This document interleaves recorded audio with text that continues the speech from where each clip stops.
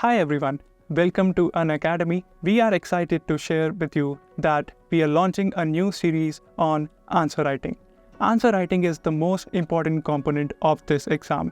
Mains is all about answer writing. वहाँ अगर अच्छा आंसर लिख पाओगे 7 मिनट और 11 मिनट्स में, only then you will be able to score good marks. ठीक है? So to overcome the issues that you face with answer writing, Laxmikant पढ़ ली बट आंसर लिखना नहीं आता, स्पेक्ट्रम पढ़ ली, NCERTs पढ़ ली, बट आंसर लिखना कैसे है, कैसे हमें अपने मार्क्स इंप्रूव करने हैं, how to do value addition, कैसे सब हेडिंग्स बनाएं, हाउ टू मेक श्योर कि कोई सब पार्ट मिस तो नहीं हो रहा. तो इन सब चैलेंजेस के लिए we are coming up with one solution, live answer writing. Alright, so will be starting with this new series and I am Paras Chatkara. I have appeared in 4 UPSC CSE interviews and I have written 5 mains with PSIR optional. Alright, so let's jump into it and let's do it together. देखते हैं, समझते हैं कि कैसे question को पढ़ना है, कैसे उसे समझना है और कैसे एक अच्छा आंसर लिखना है.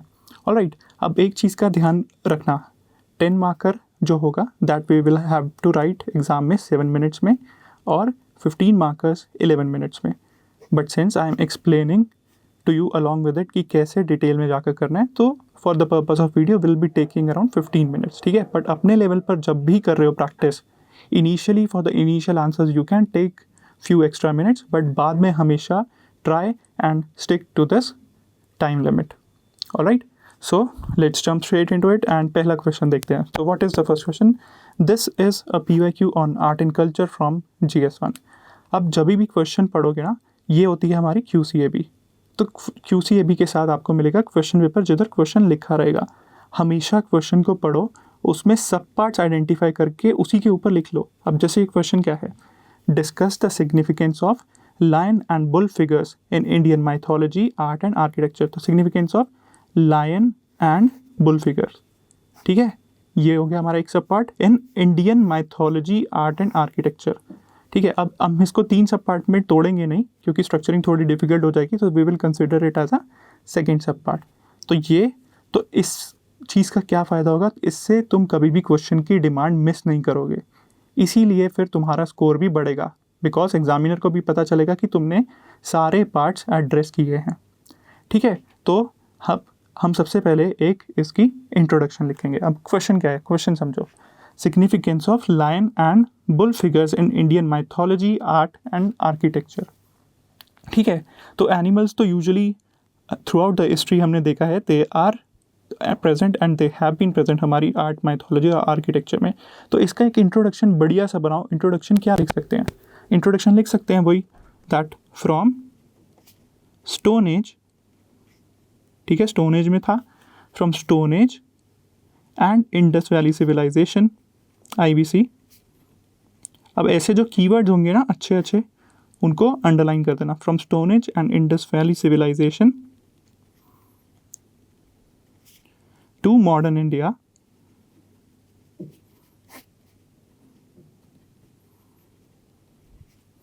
एनिमल्स लाइक, अब किसकी बात की है उसने? बुल्स एंड लायन की. क्वेश्चन में जो कीवर्ड है वही उठा लो, animals like bulls and lions. दोनों को अंडरलाइन कर बताओ कि हमने वो सब पार्ट एड्रेस कर रहे हैं, हम उन्हीं की बात कर रहे हैं. Have been an integral part of Indian culture. ठीक है, ये बन गई हमारी सिंपल स्वीट इंट्रोडक्शन. अब अंडरलाइन भी कर दिखा दिया और बता भी दिया, उसको बैकग्राउंड समझा दिया कि स्टोन एज, इंडस वैली से लेकर मॉडर्न इंडिया तक animals like bulls and Lions हमारे कल्चर का एक इंटीग्रल पार्ट है. अब थोड़ा सा 15 मार्कर का है, तो इस केस में we can write one more line, वरना हम इतना ही शॉर्ट रख सकते हैं. तो अब क्या लिख सकते हैं? They embody a range of symbolic meanings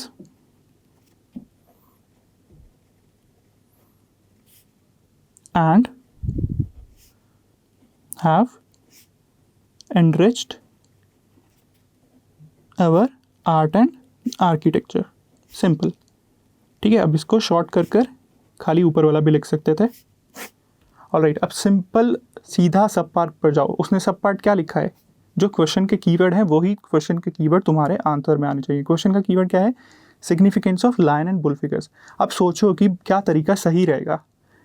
तो इसके लिए व्हाट आई थिंक इज, क्या तरीका सही रहेगा, हम ऐसा कर लेंगे, पहले सिग्निफिकेंस ऑफ लाइन बता देते हैं, फिर उसके बाद उसका बता देंगे ऐसे एड्रेस करके कि माइथोलॉजी में क्या है, आर्ट में क्या है, आर्किटेक्चर में क्या है, फिर ऐसे ही बुल का बता देंगे, तीनों में या दोनों को क्लब कर कर इन तीनों को, ठीक है। तो ऐसे हम इसका आंसर का स्ट्रक्चर कर लेंगे। ऑलराइट, अब बट पेपर में ध्यान में रखना, QCAB में कभी भी इस मार्जिन में मत लिखना, this I am writing just to show you, just to explain you. Alright, तो अब क्या है, अब देखो क्या है हमारा डिमांड, क्या है, सिग्निफिकेंस ऑफ लाइन आ गया, उसको सीधा बॉक्स कर दो। ये बॉक्स करना बहुत ज़रूरी है, ये तुम्हें एग्जामिनर को दिखाएगा कि तुमने कोर डिमांड जो है उसे एड्रेस किया है। तो हमने अब यहाँ लिख दिया सिग्निफिकेंस ऑफ लाइन। अब सिग्निफिकेंस ऑफ लाइन क्या है, तो लाइन हैज़ बीन, क्या होता था, सिंबल होता था, सिंबल ऑफ किस चीज़ का, स्ट्रेंथ, पावर एंड मेजेस्टी। ये तीनों कीवर्ड्स को अंडरलाइन कर दो, ठीक है। ये हो गया हमारा सिग्निफिकेंस ऑफ लाइन, पहले हमने इनिशियली बता दिया। अब हम चलेंगे इन माइथोलॉजी में क्या है, तो ऐसे लिखो इन माइथोलॉजी। अब हमें जब भी अपने पॉइंट्स लिखने हैं आर्ट एंड कल्चर के आंसर्स में, हमें एग्जाम्पल्स लिखने हैं, हमें साथ में डायग्राम्स ही बनाने हैं। अभी I will be showing you कि कैसे जनरल स्ट्रक्चर रखना चाहिए, तो बट इस चीज़ का याद रखना, अपने आंसर्स में एग्जाम्पल्स डाल कराओ। अब लाइन की सिग्निफिकेंस क्या है, लाइन तो एक सिंबल है स्ट्रेंथ, पावर एंड मेजेस्टी का। अब माइथोलॉजी में किधर किधर दिखाया गया है lion, it has been, yes it has been a vahan of goddess Durga, ठीक है। ऐसे लिखा और उसको अंडरलाइन कर दिया, या फिर ऐसे कोट अनकोट कर दिया साथ में। इसके अलावा कहाँ पर दिखता है, लॉर्ड विष्णु का, विष्णुस नरसिंह अवतार, ठीक है, सिंपल। अब देखो, अब इसमें एग्जाम्पल डालना था, तो एग्जाम्पल डालकर बताओ। यहाँ थोड़ी सी स्पेस कम बच रही थी, तो what you can do is, next page पर भी जा सकते थे, एग्जाम्पल लिखो, नरसिंह स्कल्पचर कौन से टेम्पल में है, होयसालेश्वरा, ठीक है। कोशिश करना कि ऊपर ही आ जाए, एक ही साथ में चीज़ कवर हो जाए, नीचे ज़्यादा एक्सटेंड करने की ज़रूरत ना पड़े, ठीक है। तो अब हमने देखो सिग्निफिकेंस ऑफ लाइन बता दिया, माइथोलॉजी में बता दिया, वाहन of goddess Durga, Lord Vishnu का नरसिंह अवतार में रिप्रेजेंटेशन है उसकी, फिर एग्जाम्पल भी लिख दिया कौन से टेम्पल में क्या है, ठीक है। अब इसके बाद हम चलते हैं नेक्स्ट पार्ट पर। अब नेक्स्ट पार्ट में क्या आएगा, क्या था, आर्ट एंड आर्किटेक्चर। तो अब हम दोनों को क्लब कर लिख देते हैं, क्योंकि आर्ट एंड आर्किटेक्चर में अलग अलग लिखना इज अ बिट डिफिकल्ट इस पार्ट के लिए। तो अगर पॉइंट्स कम हो तो you can club it in, फिर उसको बॉक्स करो इन आर्ट एंड आर्किटेक्चर, ठीक है। अब आर्ट एंड आर्किटेक्चर में देखो कि कहाँ कहाँ पर है। आर्ट एंड आर्किटेक्चर में there has been extensive use of lion motifs. Motifs use होते हैं, कहाँ पर यूज़ होते हैं, साथ में लिखो, एग्जाम्पल सन टेम्पल, कोणार्क लिखो, एग्जाम्पल लिखो, पॉइंट लिखो, example, point, example, point, example, फिर अंडरलाइन कर दो। इसके अलावा have been used in temple architecture. Example क्या है वो, एक गार्डियन के सिंबल की तरह है, example as symbols of guardians and pillars, ठीक है। अब आर्किटेक्चर में सोचो, आर्किटेक्चर में और पेंटिंग में कहाँ कहाँ पर यूज़ होते हैं। आर्किटेक्चर में सबसे इम्पॉर्टेंट है हमारा क्या, लाइन कैपिटल ऑफ सारनाथ, ठीक है। So it has been placed on pillars as symbols of, अब इसको तुम बॉक्स भी कर सकते हो, been placed on pillars as symbol of protection and royal power. फिर लिखो एग्जाम्पल लायन कैपिटल सारनाथ। अब आर्ट एंड कल्चर का आंसर है तो इसीलिए डायग्राम बनाना मैंडेटरी है। अब don't laugh at this diagram. तो तुम क्या कर सकते हो, you can carry a scale along with it. Side पे बॉक्स बनाओ, एक हल्का सा ऐसा बॉक्स बना सकते हो। फिर उस बॉक्स में डायग्राम प्रैक्टिकली बनाकर दिखाओ, जो टाइम है तुम्हारा उसी में ही बनाना है। अब लाइन कैपिटल का डायग्राम कैसे बनेगा, सिंपल ऐसे, ये बीच में दिखा दिया चक्र, ये इन्वर्टेड लोटस आ गया, ठीक है। फिर ये हमारी शाफ्ट आ गई। अब इस सबको डायग्राम बनाकर लेबल ज़रूर करना। फिर ऐसे what you can do is rough line जैसी दिखने वाली फिगर बना सकते हो, ठीक है। ऐसा कर कर दिखा दिया। सो नीचे ऑलवेज लेबल इट की फिगर लाइन कैपिटल। अब इसमें इसको लेबल कर दो कि ये हो गया हमारा शाफ्ट, ये हो गया हमारा लोटस, ये हो गया हमारा अबैकस, और ये हो गई हमारी लाइन फिगर, ठीक है। ऐसे ये आ गया हमारा डायग्राम अब इसमें, ठीक है। ये हो गया हमारा बेसिक पार्ट कंप्लीट। इसके अलावा कहाँ पर यूज़ है हमारे, यूज इन नेशनल एम्बलम। फिर उसके अलावा it is also use in paintings.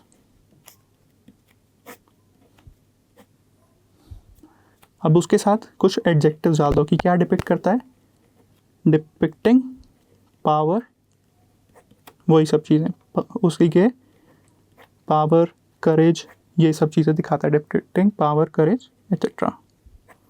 तो ये हो गया हमारा पहला सब पार्ट। पहले सब पार्ट में हमने ये सिग्निफिकेंस ऑफ लाइन बता दिया और डायग्राम बनाकर दिखा दिया, ठीक है। अब देखते हैं हमारा सेकेंड सब पार्ट क्या आएगा। सेकेंड सब पार्ट आएगा significance of bull.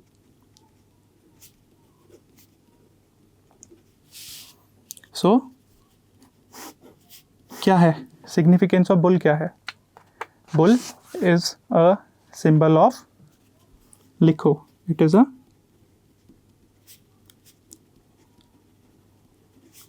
Symbol of fertility. और क्या दिखाती थी, स्ट्रेंथ। एंड बुल्स हमें इंडस वैली सिविलाइजेशन में भी मिली थी, पशुपति सील में, तो एग्रीकल्चर प्रैक्टिस भी होता था, तो इट शोड एग्रीकल्चर प्रॉस्पेरिटी, ठीक है। अब वैसे ही अगले पार्ट में हम बता देंगे कि सिग्निफिकेंस इन माइथोलॉजी। माइथोलॉजी में क्या सिग्निफिकेंस है समझो।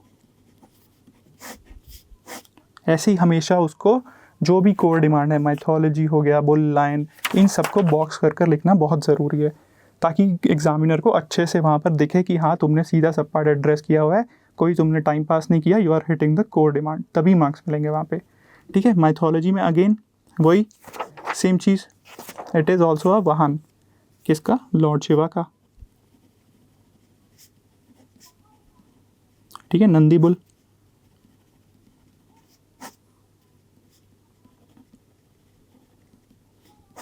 ठीक है।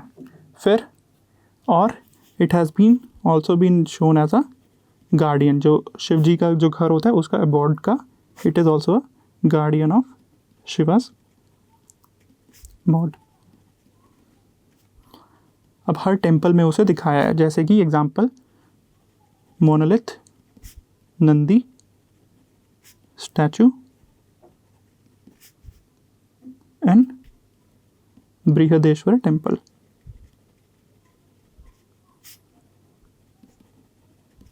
ठीक है। अब फिर फटाफट अगले पार्ट पे आ जाओ, इन आर्ट एंड आर्किटेक्चर। अब आर्ट एंड आर्किटेक्चर में कहाँ यूज हुआ है, it is being used in, कहाँ है इम्पोर्टेंस क्या है उसकी, so due to symbolism of strength,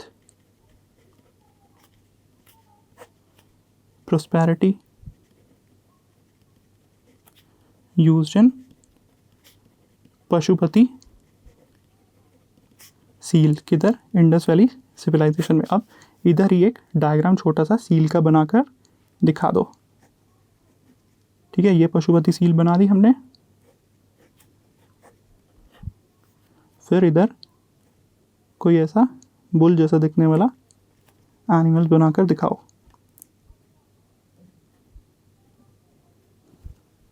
ठीक है।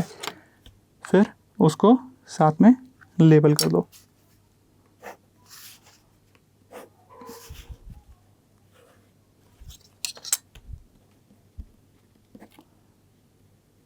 Bull figure in Pashupati seal, ठीक है, ये हो गया। इसके अलावा आर्किटेक्चर में किधर है, they are present at the entrance of temples, ठीक है, टेम्पल्स में होते हैं। अब इधर भी यहाँ स्पेस नहीं बची, बट प्रैक्टिकली इधर भी हमारा एक डायग्राम बनना चाहिए था जहाँ पर हम टेम्पल में दिखा देंगे कि कैसे उनका पशुपति कैसे नंदी का मोनोलिथ होता है, ठीक है। तो ऐसे इधर नंदी का मोनोलिथ रहता है।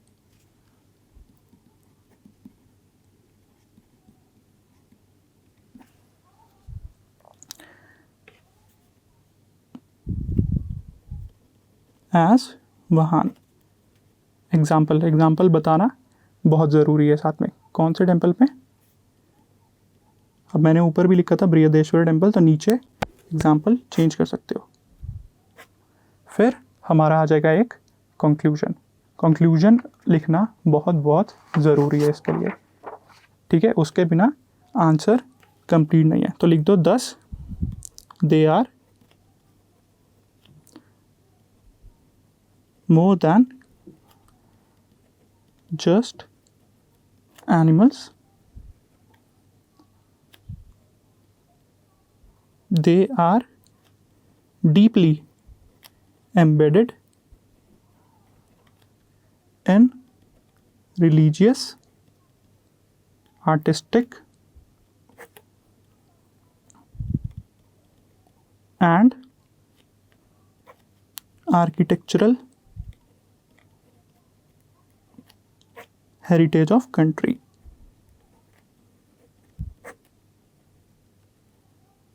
ठीक है। अब थोड़ा सा ये नीचे इसीलिए हो गया कि ये जो A4 शीट है इससे थोड़ा सा अलग रहता है यूपीएससी के साइज में, थोड़ा सा मार्जिन पतला होता है और थोड़ी सी स्पेस ज़्यादा मिल जाती है, ठीक है। तो बट प्रैक्टिकली अब आपको समझ में आ गया कि कैसे आंसर लिखना है। ये आ गई हमारी कंक्लूजन, ऑलराइट। सो फिर से एक बार समझ लेते हैं। इंट्रोडक्शन हमने बता दी, ऑलराइट। उसके बाद क्या आया, ये आ गई हमारी इंट्रोडक्शन, जिसमें हमने बता दिया कि from stone age to Indus valley to modern India they have been an integral part of Indian culture. फिर पहला सब पार्ट उठाया, लाइन की क्या सिग्निफिकेंस है, फिर एक एक पार्ट को एड्रेस किया। माइथोलॉजी में क्या है, एग्जाम्पल दिए, गॉडेस दुर्गा, नरसिम्हा अवतार। फिर आर्किटेक्चर में किधर है, लाइन मोटिव, सन टेम्पल और प्लेस जस्ट पिलर्स, सिंबल में लाइन कैपिटल सारनाथ, ठीक है। और उसका डायग्राम बनाकर दिखाया एक। उसके बाद सिग्निफिकेंस ऑफ बुल की क्या है, symbol of fertility strength, mythology में बता दिया। वाहन लॉर्ड शिवा का नंदी हर टेम्पल के बाहर रहते हैं। फिर आर्ट एंड आर्किटेक्चर में स्ट्रेंथ प्रॉस्पेरिटी के लिए it is use in Pashupati seal में, इंडस वैली सिविलाइजेशन में, और टेम्पल्स के बाहर इट इज़ ऑल्सो प्रेजेंट और मोटिव्स में भी यूज़ होते हैं, ठीक है। फिर उसका भी हमने डायग्राम बनाकर दिखा दिया। सो अब उसके बाद हमें कंक्लूजन लिखा। What is the conclusion, thus they are more than just animals, they are deeply embedded in religious, artists and architectural heritage of country। तो ऐसा हमने कंक्लूजन लिख लिया, ठीक है। तो ये चीज़ ध्यान रखो। अब आर्ट एंड कल्चर के आंसर्स में हम ये स्ट्रक्चर फॉलो करेंगे। इंट्रोडक्शन आएगी, इंट्रोडक्शन में you can link it with the news background, वरना कोई डेफिनेशन वगैरह यूज़ कर सकते हो, और टाइम पीरियड मेंशन कर सकते हो, कौन से पीरियड में था। जैसे कोई डायनेस्टी पूछी तो उसका टाइम पीरियड बता दो। फिर पेपर स्पेसिफिक कीवर्ड्स डालने ज़रूरी हैं इसमें भी। इसमें क्या आ जाएंगे paper specific keywords, time period हो गया हमारा, कौन सी डायनेस्टी थी, उसके कुछ इंपॉर्टेंट जो लोग एसोसिएटेड थे वो बता देंगे।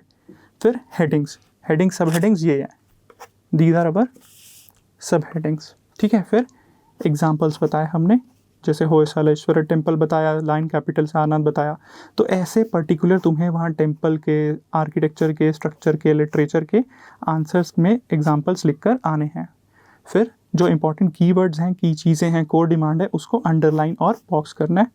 डायग्राम्स बनाना ज़रूरी है, अगर डायग्राम का स्कोप ना लगे तो मैप बना देना। उसके बाद फिर कंक्लूजन। ऑलराइट, तो ये रहेगा हमारा बेसिक स्ट्रक्चर, ठीक है।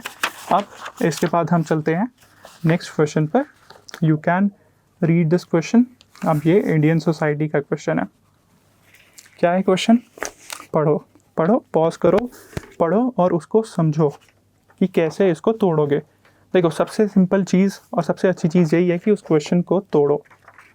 जितने अच्छे से तुम उसको सब पार्ट्स में डिवाइड कर पाओगे, उतना ही अच्छा आंसर निकल कर आएगा, और तभी तुम पूरी डिमांड उसकी एड्रेस करना सीखोगे।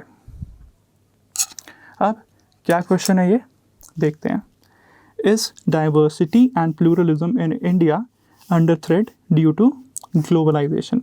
जस्टिफाई और आंसर। तो ये हो गया सब पार्ट। डाइवर्सिटी एंड प्लूरलिज्म को पूछ रहा है, इज इट अंडर थ्रेट और नॉट। अब इसको स्ट्रक्चर कैसे करेंगे?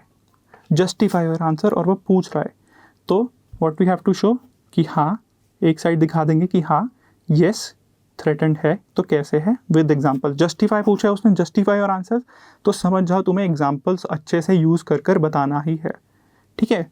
उसके बाद क्या हम करेंगे? उसके बाद हम बताएंगे कि no, it is not threatening our diversity, but globalisation से हमारा जो स्ट्रेंथन डाइवर्सिटी एंड प्लूरलिज्म है वो स्ट्रेंथन भी हो रहा है और लोकल वैल्यूज़ के साथ चेंज भी हो रहा है, ठीक है।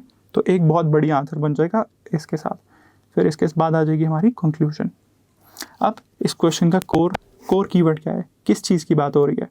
डाइवर्सिटी एंड प्लूरलिज्म तो है थ्रेट में, बस किसकी वजह से थ्रेट में है? ग्लोबलाइजेशन। तो ऐसे जब चीज़ें आए, कम्युनलिज्म, रीजनलिज्म, ऐसे जो कीवर्ड्स हैं हमारे, तो उसमें आप इंट्रोडक्शन की अप्रोच फॉलो कर सकते हो, डेफिनेशन बेस्ड इंट्रोडक्शन, ठीक है। कितनी टाइप की इंट्रोडक्शंस होती हैं? पहली टाइप की होती है जिसमें हम डेफिनेशन लिख सकते हैं, बहुत बार बताया ये मैंने, ठीक है। उसके अलावा क्या होती है जिसमें हम रिपोर्ट्स या डेटा यूज़ कर सकते हैं, फिर कोई करंट कॉन्टेक्स्ट से लिंक कर सकते हैं, या फिर एक आयरनी दिखा सकते हैं, ठीक है। तो ये हमारे 4 टाइप के इंट्रोडक्शन हो सकते हैं। अब इसको हम कैसे स्टार्ट करेंगे आंसर को? तो what is globalisation? Globalisation refers to, अब इसको अंडरलाइन कर देना, deepening, widening and speeding up of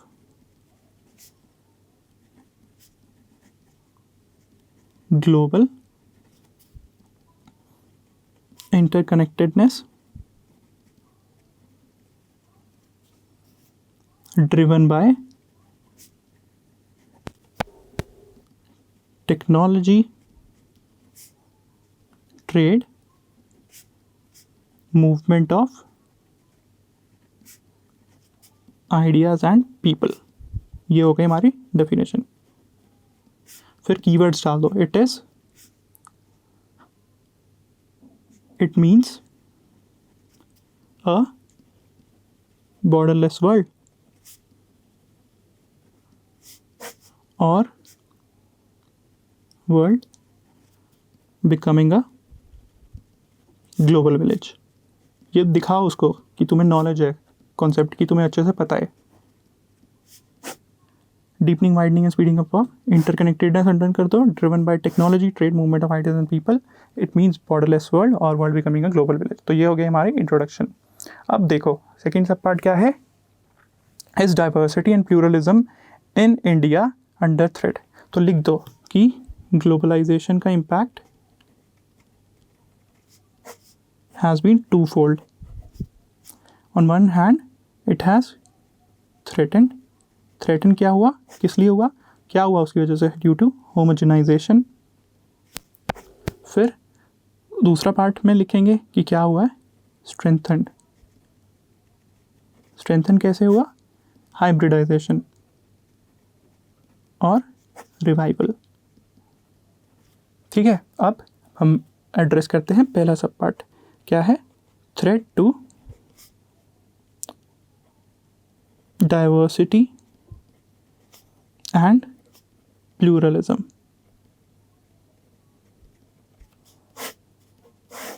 अब राइटिंग को मत देखना, वहाँ पर हमें एग्जैक्ट 11 मिनट में लिखना होता है, तो इतनी राइटिंग चलती है, but it should be legible, neat legible, इस चीज़ का ध्यान में रखना. ठीक है, तो threat to diversity and pluralism क्या होंगे. सबसे पहला देखो, अब कल्चर के अपने कंपोनेंट्स सोचो, जो मैंने बताया हुआ है ना, कल्चर के क्या क्या कंपोनेंट्स हो सकते हैं, customs, tradition, family, marriage, food, music, habits. वो सब चीज़ें बता दो कि कैसे डाइवर्सिटी और प्लूरलिज्म को इम्पैक्ट कर रही है. सबसे पहले क्या हो गया, कस्टम्स एंड ट्रेडिशंस. इसको अंडरलाइन कर दो, लिख दो. Being shaped by western values. Example, her point के साथ एग्जाम्पल ऐड करो. एग्जाम्पल, राइज ऑफ कंज्यूमरिज्म और इंडिविजुअलिज्म. ठीक है, फिर सेकंड पॉइंट. अब इंस्टीट्यूशन क्या है दूसरा हमारा, फैमिली, राइज ऑफ लिवेंट्स, बॉक्स कर दो इसको. और उसके अलावा कौन सी हो रही है हमारी, जॉइंट फैमिली ख़त्म हो रही है. ठीक है, और न्यूक्लियर फैमिलीज आ रही हैं, तो लिख दो.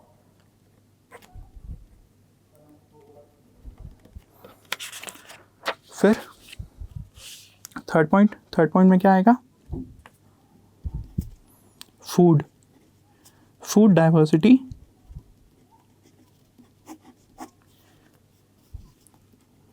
Being replaced bye. अब देखना, इसमें कीवर्ड आ गया मैकडोनल्ड आइजेशन. कैसे हो रहा है इसमें, छोले भटूरे, पाव भाजी, सांभर डोसा, ये सब की जगह सब क्या खाने जा रहे हैं, पिज़्ज़ा, बर्गर, सुशी. ठीक है, तो food diversity is being replaced by McDonaldisation. Example लिख दो, क्या हुआ, इंडियन फूड की जगह लिख के आओ वहाँ एग्जाम्पल में.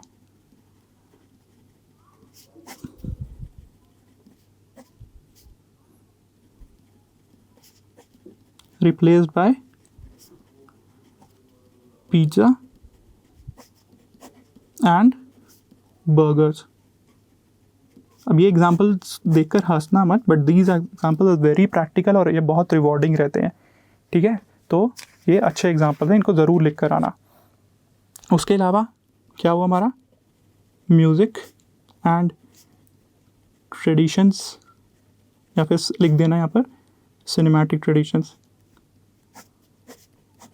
एग्जाम्पल, पॉप म्यूज़िक आ गया, रॉक म्यूज़िक आ गया. ठीक है, फिर इसके अलावा सबसे इम्पोर्टेंट चीज़ क्या आएगी, और हमारी लैंग्वेज. इंग्लिश बन गई लिंगुआ फ्रैंका.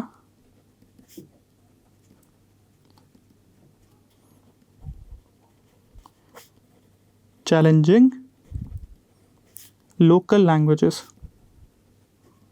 तो अब हम लोकल लैंग्वेजेस की जगह क्या कर रहे हैं, हिंदी, गुजराती, भोजपुरी, कन्नड़, तमिल, इन सब चीज़ों की जगह everyone is communicating in English.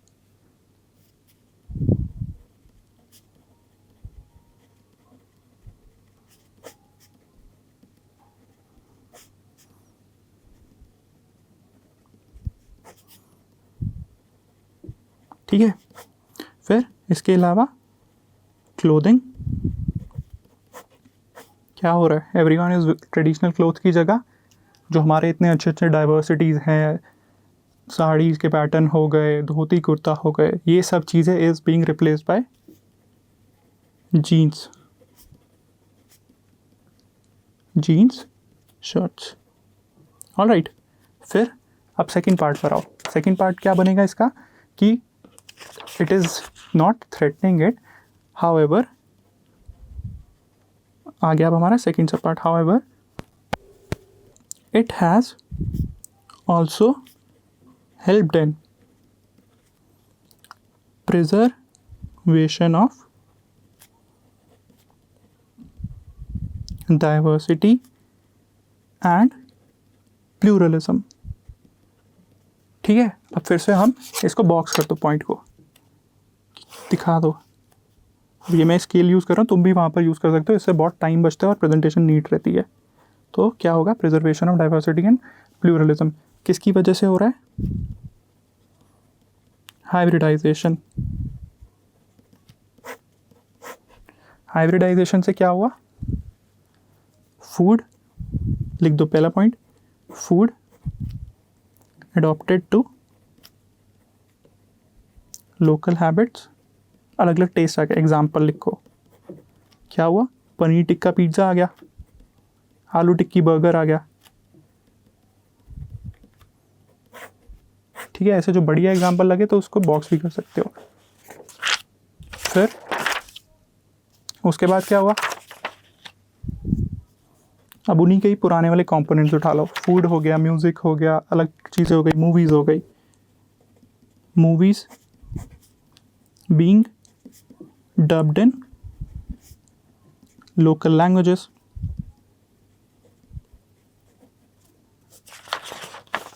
कौन सी लोकल लैंग्वेजेस में आने लग गई, लिख दो एग्जाम्पल, स्पाइडरमैन इन भोजपुरी, गुजराती।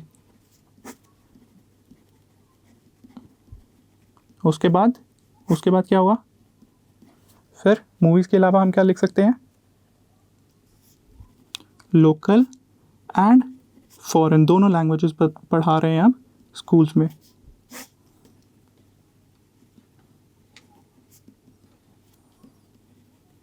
जैसे कि हिंदी, संस्कृत, कन्नड़, साथ में फ्रेंच और जर्मन भी।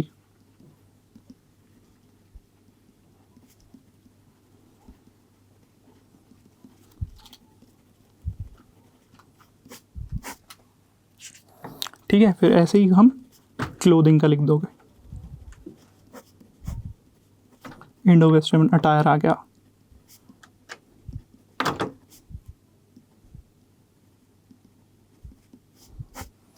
ठीक है, तो ये हो गया हमारा बेसिक सब पार्ट। अब लिख दो, it has also led to revival of local culture. Local culture का कैसे रिवाइवल हुआ, अब उसमें पॉइंट्स लिखकर बता दो। Promotion of yoga, Indian values, कौन सी वैल्यूज़, लाइक वसुदेव कुटुंबकम, अभी G20 की भी यही थीम थी।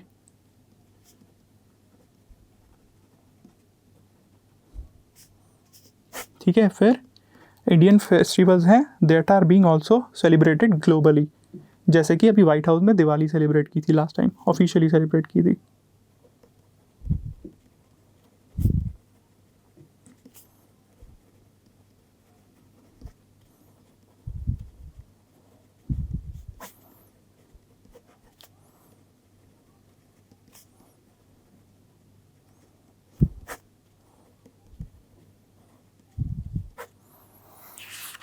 ठीक है, तो ये हो गए हमारे सारे सब पॉइंट्स। ऑलराइट, तो अब इसके बाद हम क्या लिखेंगे कि दस ग्लोबलाइजेशन हैज़, कंक्लूजन पे आ जाओ फटाफट, दस ग्लोबलाइजेशन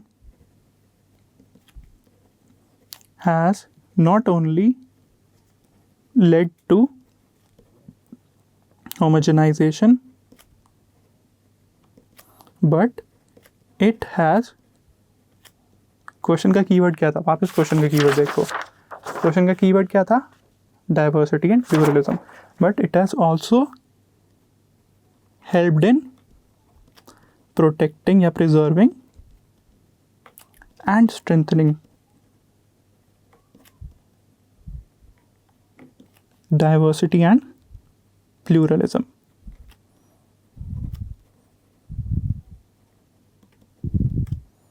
अंडरलाइन, इसको भी अंडरलाइन, इस कीवर्ड्स को भी अंडरलाइन।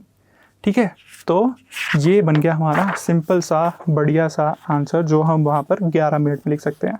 ठीक है, अब देखो हो सकता है कि मैंने इसमें 2 पॉइंट मिस किए हों, कहीं डायग्राम का स्कोप रह गया हो, बट हमें ये चीज़ भी ध्यान रखनी है कि वहाँ हमें सिर्फ 11 मिनट ही मिलेंगे, 20 आंसर लिखने हैं। हर आंसर परफेक्ट नहीं हो सकता। घर पर बैठकर आराम से आधे घंटे में अगर तुम आंसर लिख रहे हो सोच कर, तो उस आंसर का कोई फ़ायदा नहीं है। इनिशियली तुम 15 मिनट में ब्रेनस्टॉर्म कर सीख सकते हो कि कैसे लिखना है, बट उसके बाद तुम्हें इस टाइम फ्रेम में बैठकर आंसर लिखना ज़रूरी है, क्योंकि तुम्हारे पास इतना सारा होगा लिखने के लिए, बट तुम्हें समझ में नहीं आएगा कि उसे हम लिखें कैसे। फिर तुम्हारा वहाँ पर पेपर मिस हो जाएगा, और पेपर अगर तुम एक भी क्वेश्चन छोड़कर आ रहे हो तो you are out of the game. ठीक है, इंटरव्यू कॉल आ जाएगी बट सिलेक्शन नहीं होगा। तो पेपर छोड़ना नहीं है, हमें हर आंसर लिख कर आना है वहाँ पर। ठीक है, अब देखो समझ गए कैसे लिखा था। इसमें भी एक बार स्ट्रक्चर देख लो। सोसाइटी के आंसर्स में हमने क्या स्ट्रक्चर सिंपल फॉलो किया? ग्लोबलाइजेशन कीवर्ड की इंट्रो आ गई, उसे डिफाइन कर दिया, बता दिया कि क्या सीन है ग्लोबलाइजेशन का। फिर threat to diversity and pluralism, वही कीवर्ड्स, क्वेश्चन से कीवर्ड्स उठाने वहाँ पे, अपने आप नहीं बनाने। Threat to diversity and pluralism कैसे है या नहीं, custom and traditions, family, food, music, language, clothing, सबकी बात कर बता दी, और हर किसी के साथ हमने एग्जाम्पल दिया। यही तुम्हारा एग्जाम्पल्स वैल्यू एडिशन तुम्हारे आंसर्स को बाकी लोगों के आंसर से अलग बनाएगा। अब उसकी प्रेजेंटेशन इंप्रूव करने के लिए बॉक्स करो, अंडरलाइन करो उसको। फिर सेकंड सब पार्ट में बोल दिया also it has helped in preservation, जैसे कि हाइब्रिडाइजेशन हो गया, फिर पनीर टिक्का पिज़्ज़ा आ गया, ठीक है, और वेज सुशी आने लग गई, फिर मूवीज़ आ गई, स्पाइडरमैन इन भोजपुरी, और लोकल एंड फॉरेन लैंग्वेजेस आ गई स्कूल्स में। उसके अलावा क्लोथिंग में भी वी हैव सीन कि कैसे दोनों चीज़ें मिल रही हैं। ऑलराइट, अब इधर एक डायग्राम का स्कोप था, बट इनफैक्ट जगह नहीं बची और टाइम भी नहीं बचा, इसलिए मैं बना नहीं पाया। बट वो ऐसा एक डायग्राम बन सकता है जहाँ हमने दिखा दिया कि वेस्टर्न वैल्यूज़ हैं और फिर एक साइड पर इंडियन वैल्यूज़ हैं। बट ऐसा इधर बनाना मत, क्योंकि यहाँ अगर जगह नहीं है तो मत बनाना। नीट डायग्राम्स बनाने हैं, ऐसे हौच पौच नहीं करना उसको। ठीक है, फिर लास्ट पार्ट में क्या आ गया? It has also led to revival of local culture, promotion of yoga, Indian values like Vasudev Kutumbakam, फिर फेस्टिवल्स बीइंग सेलिब्रेटेड ग्लोबली। अब उसके बाद सबसे इंपॉर्टेंट चीज़ आ गई एक और, कंक्लूजन। कंक्लूजन के बिना आंसर इज इनकम्प्लीट। ठीक है, तो कंक्लूजन में क्या आ गई? दस, it has not only led to homogenisation but it has also helped in protecting and strengthening diversity and pluralism. ये हो गया हमारा स्ट्रक्चर। ठीक है, तो अब ये सोसाइटी और सोशल जस्टिस में ये याद रखना, वही इंट्रोडक्शन आएगी, डिफाइन कर सकते हैं। बाकी जो अलग अलग 4 टाइप्स बताए हैं वो फॉलो कर लेना, कोई भी एक type depending upon the question और उसकी क्या डिमांड पे सही बैठ रहा है। उसके अलावा कीवर्ड्स, हर पेपर के अपने कीवर्ड्स हैं। हम सोसाइटी के कीवर्ड्स कुछ लिख कर दिखाए ना, जैसे कि मैकडोनल्डाइजेशन, हाइब्रिडाइजेशन, होमोजेनाइजेशन। फिर जो क्वेश्चन में पूछा वो बन गया हमारा सब हेडिंग, उसको हमने बॉक्स करो, अंडरलाइन करो, डायग्राम फ्लो चार्ट बनाओ, एग्जाम्पल्स डालो। This is very important, examples add करने हैं। फिर यूज़ रिपोर्ट्स, अब जैसे कोई पॉवर्टी, वुमेन वगैरह की बात हो रही है, उसमें human development index, census, socio economic caste census, ये सब अच्छे से यूज़ कर कर आओ। और फिर हमारी आ जाएगी कंक्लूजन। ठीक है, अब कुछ बच्चों को क्या इशू आ रहा है कि हम कंक्लूजन लिख नहीं पा रहे, तो कंक्लूजन लिख नहीं पा रहे ना, तो एक बार वापस से जाकर इंट्रोडक्शन पढ़ो और क्वेश्चन पढ़ो, इन दोनों को ही मिलाकर you can write an conclusion. या फिर एक फ्यूचरिस्टिक कंक्लूजन लिख सकते हो कि मान लो इसके बाद what else we have to do, जैसे आर्ट एंड कल्चर में, या फिर प्रेजेंट रेलेवेंस बता दो कि कोई वर्ल्ड हेरिटेज साइट आई तो बता दिया कि based upon its contribution it has been recognised as a UNESCO world heritage site and its continues to inspire future generations. ठीक है, अब जैसे पिछली बार अगर पूछा था कि रविंद्रनाथ टैगोर का एजुकेशन की टीचिंग्स में क्या इंपॉर्टेंस है, ऐसा पूछा था क्वेश्चन पिछली बार 2023 में GS1 में, तो उस केस में तुम क्या लिख सकते थे कि हिज, इन्हीं के आइडियाज़ और बेसिस पर गवर्नमेंट या फिर his ideas have been incorporated in new education policy 2020। तो उसको करंट से भी लिंक कर कर दिखा दिया कंक्लूजन को, ऐसा भी कर सकते हैं हम। ऑलराइट, तो ये हो गया हमारा नेक्स्ट अगला क्वेश्चन सोसाइटी वाला। अब इसके बाद हम देखते हैं एक और लास्ट क्वेश्चन। सेम प्रैक्टिस करो, पॉज करो वीडियो को, तोड़ो इसको सब पार्ट्स में और बताओ कि इसका आंसर कैसे लिखोगे, क्या लिखोगे। ठीक है, अब इसका आंसर कैसे लिखेंगे। अब इसके इंट्रोडक्शन में हम तीसरी टाइप की या न्यू अप्रोच यूज़ करेंगे। कैसे यूज़ करनी है वो खुद भी सोचो एक बार, पॉज करो 1 सेकेंड 10 सेकेंड के लिए और सोच के देखो इसको। ठीक है, अब क्वेश्चन क्या है देखते हैं। The frequent instances of urban flooding, keyword urban flooding, pose a secure risk to the urban ecosystem in India. ये एक स्टेटमेंट दे दी उसने। अब सब पार्ट में क्या है, discuss with special emphasis on its impact on the critical infrastructure. ठीक है, तो वो पूछ क्या रहा है, अर्बन फ्लडिंग का secure, pose a secure risk to the urban ecosystem, severe risk, sorry, it poses a severe risk to urban ecosystem, और उसका इम्पैक्ट पूछना है with special emphasis on critical. अब जब वह ऐसे इनिशियली स्टेटमेंट देता है ना, वो स्टेटमेंट को भी एड्रेस करना ज़रूरी है।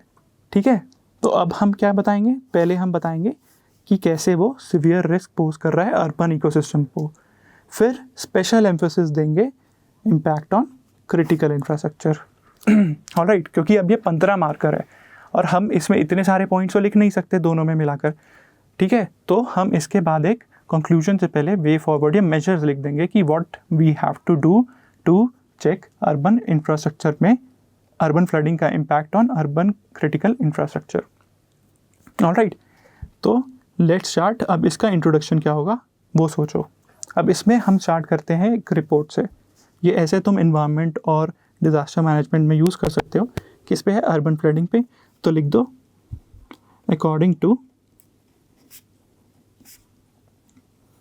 Global climate risk index, underline कर देना उसको। According to global climate risk index, events like urban flooding would increase due to, urban flooding को अंडरलाइन कर दिया, increase due to climate change. तो हमने बता दिया कि it is an emerging challenge जो कि क्लाइमेट चेंज के साथ एग्जैसरबेट हो रहा है या बढ़ता जा रहा है। ठीक है, फिर अर्बनाइजेशन से लिंक कर दो इसको। इट लीड्स टू, क्या इम्पैक्ट करेगा, disruption in city life and activities. ठीक है, ये हो गई हमारी सिंपल इंट्रोडक्शन। अब इसमें अर्बन फ्लडिंग को डिफाइन करने का कोई तुक नहीं था, कोई रेलेवेंस नहीं थी, क्योंकि सबको पता है अर्बन फ्लडिंग क्या है। अर्बन एरियाज में पानी भर रहा है, बाढ़ आ रही है, वो अर्बन फ्लडिंग हो गई। तो इसीलिए हमने एक इंडेक्स यूज़ कर बता दिया कि कैसे ये इंक्रीज़ हो रहा है। अब सीधा जंप करो सब पार्ट पर। सब पार्ट के लिए क्या करना है, क्वेश्चन की स्टेटमेंट से ही हमें वर्ड्स उठाकर नीचे लिखना है और उसे बॉक्स करना है। क्या है, severe risk to urban ecosystem. तो लिख दो रिस्क टू अर्बन इकोसिस्टम। ठीक है, अब वहाँ पर इतना मत सोचना कि पूरी लाइन लिखनी है, ऐसे करना है, पूरी ग्रामर ठीक रखनी है। बस बेसिक सेंटेंस फ्रेम करना है वहाँ पे 5-6 वर्ड्स के साथ और उसके साथ एग्जांपल लिखना है। इतना वहाँ टाइम नहीं होगा कि हम पूरा ग्रामेटिकली सब चीज़ें करेक्ट करके लिख सकें। ग्रामेटिकली करेक्ट रहना है, but you can use and frame short sentences. ठीक है, अब अर्बन इकोसिस्टम को क्या रिस्क होंगे। अब इसके साथ ये किस चीज़ की बात कर रहा है, अर्बन फ्लडिंग की। तो देखते ही सबसे पहले तो एक डायग्राम बना दो और उसमें पूछा है नहीं पूछा ये बनाना ज़रूरी है। कोई भी डिज़ास्टर की बात कर रहे हैं, लैंडस्लाइड, अर्थक्वेक, सुनामी, साइक्लोन, सब में डायग्राम बना कर आना। GS1 में बहुत ज़्यादा डायग्राम बनेंगे, ऐसे ही GS3 में बनेंगे, उसकी क्लास में भी हम डिस्कस करेंगे। तो इंडिया का मैप ले लो। ठीक है, फटाफट कितनी देर लगी मैप बनाने में, 10 सेकेंड। ऐसा रफ मैप बनाकर दिखाना है वहाँ। फिर उसमें बता दो अर्बन फ्लड कहाँ कहाँ पर, अब अर्बन एरियाज़ में ही आएगा, किधर आता है, बेंगलुरु में हर साल आता है, बेंगलुरु। फिर चेन्नई दिखा दिया, उसके अलावा दिल्ली में हर साल आता है, अभी भी आया था 2024 में। फिर मुंबई,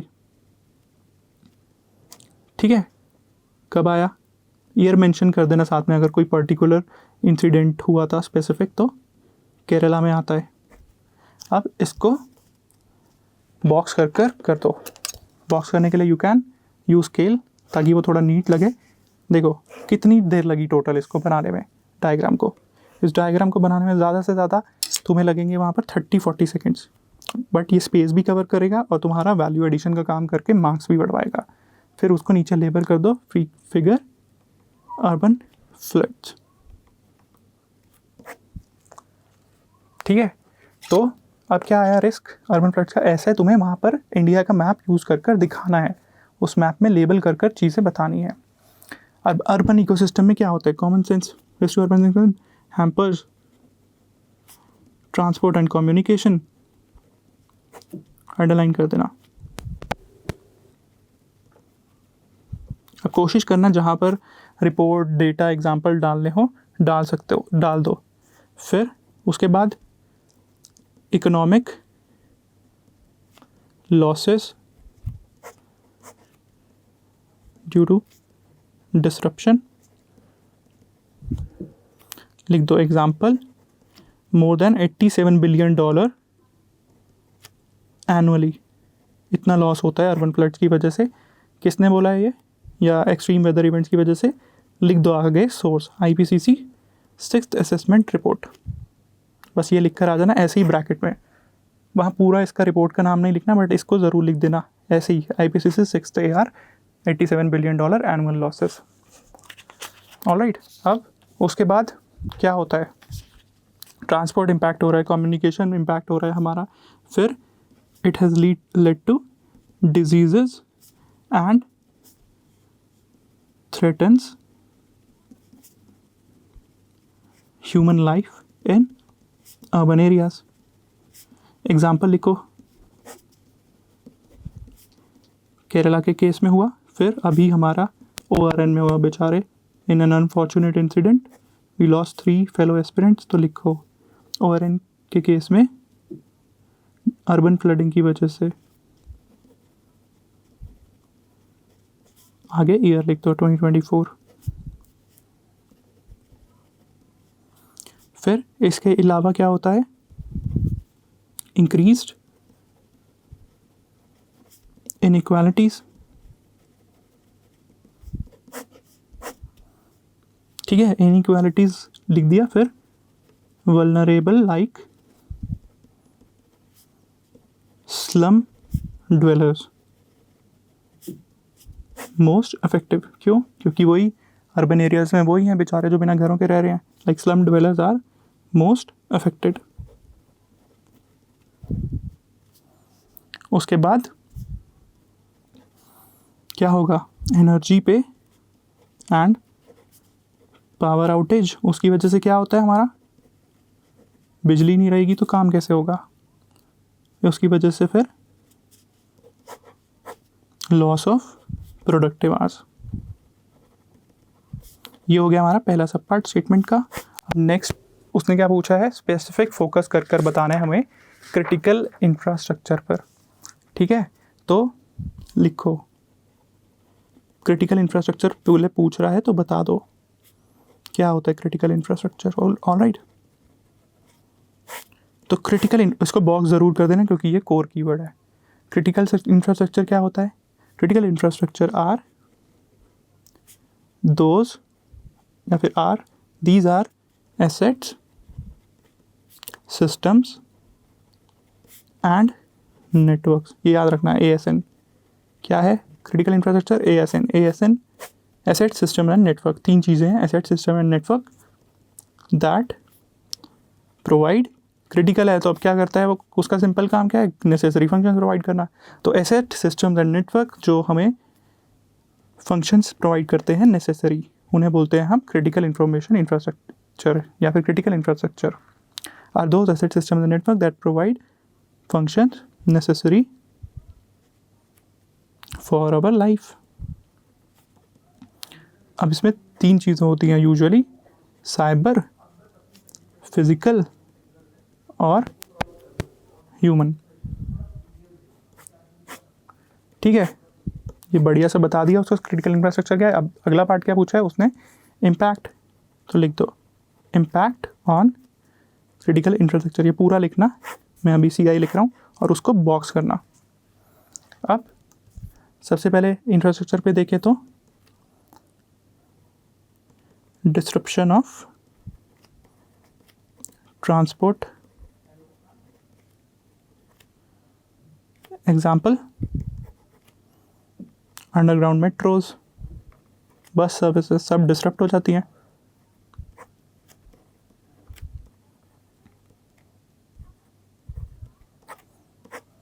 उसके बाद नेक्स्ट पेज पे आओ, उसके बाद क्या इम्पैक्ट होता है, किस चीज़ पर होगा इम्पैक्ट हमारा। ठीक है, बताओ किस चीज़ पर इम्पैक्ट होगा। उसके बाद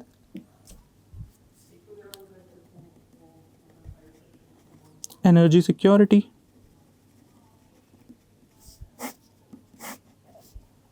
फिर और कम्युनिकेशन नेटवर्क्स,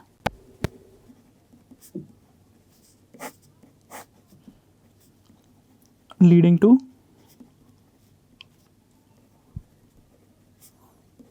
वाइडस्प्रेड आउटेजेस। ठीक है, क्योंकि अब क्या है, everything is being run on internet. Internet नहीं चलेगा तो कुछ भी नहीं चलेगा, you will not be able to communicate. फिर फाइनेंस एंड बैंकिंग भी नहीं चलेगी।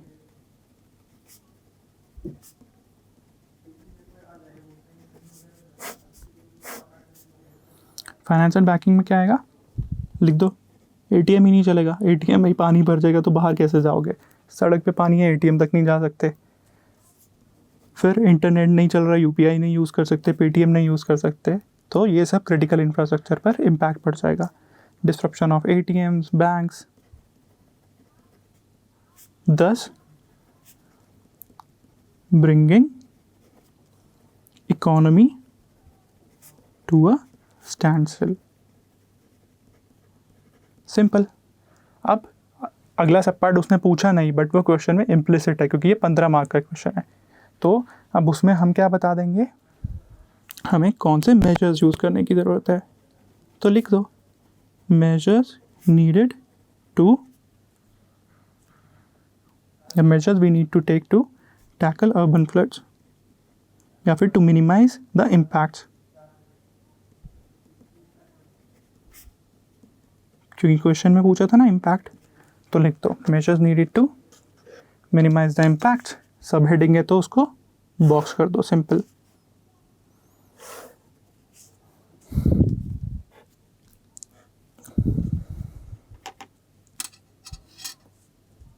ठीक है, अब कौन से मेजर लिखने हैं। अब जब भी कोई भी डिज़ास्टर की बात हो, कुछ भी हो, तो हमेशा मेजर्स में तुम्हें लिख कर आनी है हमेशा NDMA गाइडलाइंस। तो NDMA गाइडलाइंस बहुत ही सिंपल हैं, जो हम सोच सकते हैं क्या हो सकता है, early warning system, structural non structural measures, desilting करो, ये करो वो करो, बस ये सब 3-4 पॉइंट्स लिख दो और ब्रैकेट में लिख दो NDMA गाइडलाइंस। ऐसे ही वहाँ पर तुम्हें स्मार्टली खेलना है, क्योंकि एक एक तुम्हें गाइडलाइन पढ़ने की ज़रूरत नहीं है। अब उसने NDMA गाइडलाइंस में कुछ कीवर्ड यूज़ किया हुआ, जैसे स्ट्रक्चरल नॉन स्ट्रक्चरल मेजर्स।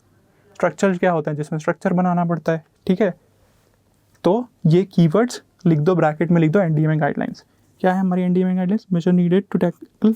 अब मैं पहला पॉइंट ही यही लिख देता हूँ, एज पर NDMA गाइडलाइंस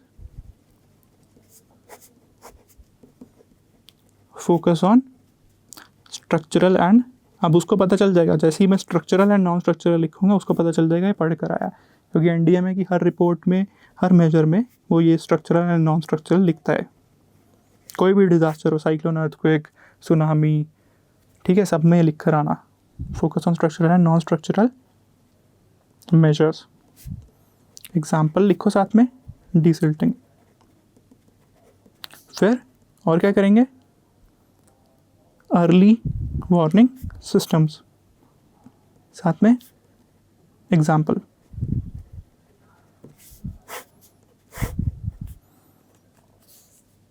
आई फ्लोज मुंबई, ये बहुत अच्छा एग्जाम्पल है। कभी भी फ्लड का एग्जाम्पल पूछना हो, लिखना हो, पूछे वो कभी भी क्वेश्चन, तो हमेशा ये लिख कर आना IFLOWS Mumbai, IFLOWS Mumbai.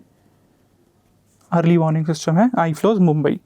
इसके अलावा क्या कर सकते हैं टेक्नोलॉजी में, और क्या यूज़ करते हैं?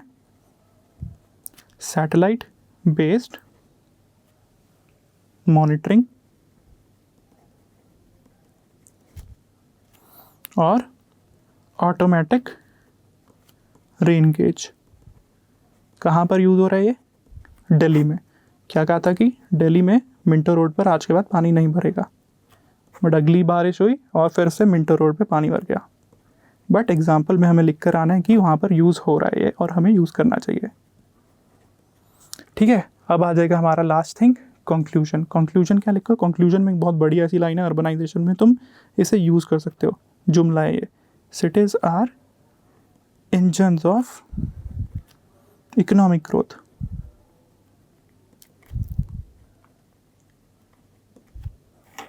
ठीक है, ये हो गया cities are engines of economic growth. इसको ऐसे लिख लेना और इनफैक्ट अंडरलाइन ही कर देना, क्योंकि ये बहुत ही बढ़िया जुमला है। Cities are engines of economic growth. ठीक है, and it is important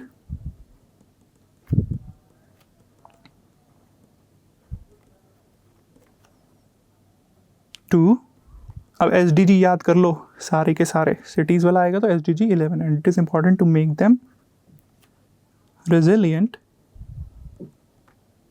to urban floods for an inclusive urban growth। Bracket में लिख दो SDG 11। कितना बढ़िया कंक्लूजन बन गया, cities are engines of economic growth. वो देख के ये लाइन खुश हो जाएगा। And it is important to make them resilient to urban floods for an inclusive urban growth, SDG 11। तो SDG भी डाल दिया हमने कंक्लूजन में। तो देखा कितनी सिंप्लिसिटी से हमने एक इतना अच्छा आंसर लिख कर दिखा दिया एग्जामिनर को। कितनी देर लगेगी ये? 11 मिनट में ही you can write this, you can make the map. ठीक है, फिर से अब देखते हैं एक बार क्या था, समझ लो। क्वेश्चन देखो, अब ये आगे हमारी इंट्रोडक्शन थी। इसमें इस बार हमने रिपोर्ट और इंडेक्स यूज़ कर कर बताया था कि अर्बन फ्लड क्यों बढ़ते जा रहे हैं और कैसे बढ़ते जा रहे हैं क्लाइमेट चेंज की वजह से। फिर हमने इसमें यूज़ किया एक मैप, इंडिया का मैप। ऐसे ही तुम्हें मैप यूज़ करने हैं। डिज़ास्टर वाले क्वेश्चन में याद रखना हमेशा मैप डालना ही है। फिर पहली सब हेडिंग बता दी, रिस्क टू अर्बन इकोसिस्टम क्या है, उसमें पॉइंट्स लिखे, डेटा लिखा, एग्जाम्पल्स में डेटा भी लिखा, IPCC की रिपोर्ट भी मेंशन की। ठीक है, यही सब चीज़ें वैल्यू एडिशन बनती हैं और ये बहुत सिंपल है ऐड करना। फिर आगे एग्जांपल्स लिखकर पॉइंट्स बताए क्या क्या इम्पैक्ट पड़ रहा है। फिर हम आए क्रिटिकल इंफ्रास्ट्रक्चर, क्योंकि क्रिटिकल इंफ्रास्ट्रक्चर कीवर्ड था बहुत इंपॉर्टेंट, तो एक लाइन में उसको डिफाइन कर दिया। अगर स्पेस नहीं बचेगी तो डिफाइन मत करना। 10 मार्कर में अगर स्पेस कम लग रही है तो डिफाइन मत करना, डायरेक्टली आ जाना। बट यहाँ हमारे पास स्पेस थी, टाइम था, तो हमने डिफाइन कर दिया, बता दिया क्या है। अब second sub part, impact on critical infrastructure क्या है, डिस्ट्रप्शन ऑफ ट्रांसपोर्ट, और हर पॉइंट के साथ हमने दे दिए उसको एग्जाम्पल्स। ये आ गए हमारे मल्टी डायमेंशनल डाइवर्स पॉइंट्स। अब क्या है, मेजर्स नीडेड। ये इम्प्लिसिट पार्ट है क्योंकि 15 मार्कर था, उसने नहीं भी पूछा, स्पेस है, हम उसको हमेशा मेजर्स बताएंगे। इस मेजर से हमारी NDA में गाइडलाइंस आएंगी, स्ट्रक्चरल नॉन स्ट्रक्चरल मेजर, फिर अर्ली वार्निंग सिस्टम और बाकी क्या करने की ज़रूरत है। अब इसके बाद लास्ट में आ जाती है हमारी कंक्लूजन, जिसमें हमने बढ़िया सा जुमला डाल दिया, that cities are engines of economic growth. Alright, so with this we come to an end of this lecture. Alright, तो ये था हमारा बेसिक GS1 में कैसे आंसर राइटिंग करनी है। तो ये लाइव आंसर राइटिंग की फर्स्ट सेशन और फर्स्ट क्लास थी हमारी। So do let us know कि कैसी लगी आपको ये क्लास और हमें आगे इसमें क्या क्या चेंजेस करने चाहिए, कौन से और टॉपिक्स कवर करने चाहिए। अभी आई एम प्लानिंग कि ऐसे ही हम GS2, GS3, GS4 कवर कर लें, and in fact what would be right is PYQs cover कर लें। अब देखो अपने उस पर तुम्हें क्या करने की ज़रूरत है अपने लेवल पर। अपने लेवल पर ऐसे ही तुम पिछले 5-6 साल के PYQs बैठकर लिखो, उससे पुराने PYQs ब्रेनस्टॉर्म करो, स्ट्रक्चरल कर लो, सोच लो कि उसमें इंट्रोडक्शन क्या लिखूंगा, सब हेडिंग्स क्या बनाऊंगा, पॉइंट्स क्या डालूंगा और कंक्लूजन क्या लिखूंगा। तो इतनी स्पेस में तुम ब्रेनस्टॉर्मिंग कर लो PYQs की, ठीक है, और 5-6 साल के PYQ सारे बैठकर लिख लो। अब तुम्हें अप्रोच पता चल गई कि कैसे आंसर लिखना है, कैसे क्वेश्चन को तोड़ना है। ये चीज़ बहुत इंपॉर्टेंट है, कैसे उसके सारे सब पार्ट्स हम एड्रेस करें ताकि एक बढ़िया आंसर निकल कर आए, ठीक है। फिर इसके बाद हमने क्या देखा कि कैसे हमने एग्जाम्पल्स ऐड किए, वैल्यू एडिशन किया, रिपोर्ट्स, डेटा कैसे यूज़ किया। तो ये सब चीज़ों को यूज़ कर कर ही एक वहाँ पर अच्छा आंसर बनेगा, अच्छा आंसर जो हम 11 मिनट या फिर 7 मिनट में लिख पाएंगे। This is not a perfect answer कुछ नहीं हो सकता UPSC में। So this is a practical answer, वहाँ हमें यही चीज़ कोशिश करनी है। This will surely help you score very good marks, ठीक है। तो डू लेट अस नो इसके बाद हमें किस किस चीज़ पे और फोकस करना चाहिए और कौन कौन से सब्जेक्ट की आप ऐसी लाइव आंसर राइटिंग देखना चाह रहे हो। आई वॉज ऑल्सो थिंकिंग कि हम PSIR ऑप्शनल के लिए भी लाइव आंसर राइटिंग शुरू कर दें, ठीक है। So along with this we have started a new channel UPSC blueprint नाम से, you can follow that channel, ठीक है। We will be bringing a lot of free new initiatives आपके लिए उस चैनल पर, and trust me these initiatives will help you a lot, चाहे वो प्रीलिम्स हो चाहे मेंस हो, will be covering a lot of stuff उसमें। And we are also planning to launch free live mentorship, ठीक है। अभी we are working on that कि वो कैसे प्रोसीड करेगी, कैसे हम करेंगे उसको। तो मेंटरशिप में you will be able to ask all your doubts and we will address them, ठीक है। So with this we come to an end of this lecture. So do let me know कि कैसा लगा, share it with your friends and have a great day ahead. All the best to you.